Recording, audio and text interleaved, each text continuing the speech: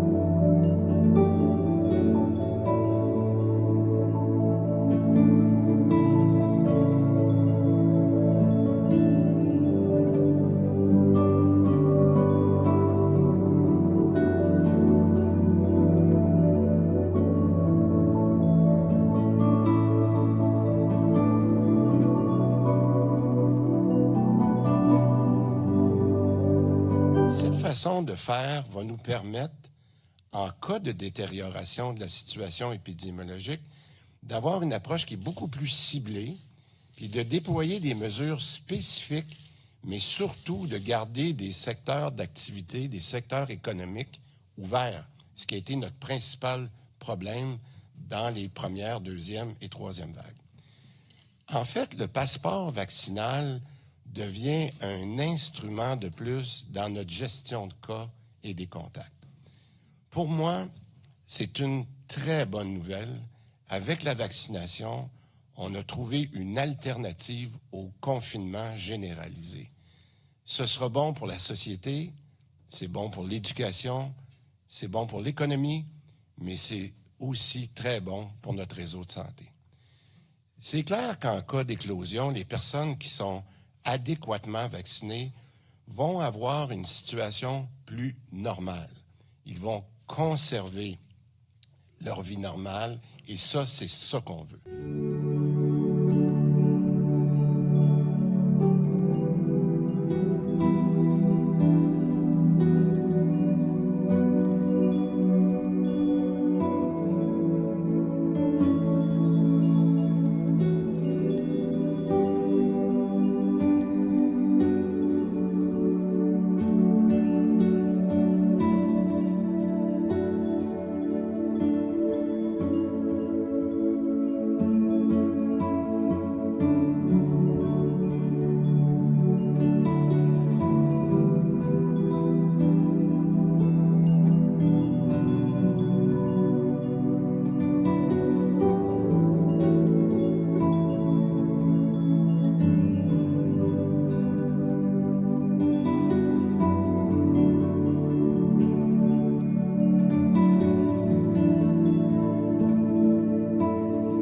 Les personnes qui refusent de se faire vacciner, je l'ai souvent dit, c'est leur droit. Mais elles doivent savoir qu'en cas d'éclosion ou de transmission dans leur milieu, elles risquent de devoir s'isoler, de devoir se faire tester ou de ne pas avoir accès à certaines activités. Il y a un mystère insaisissable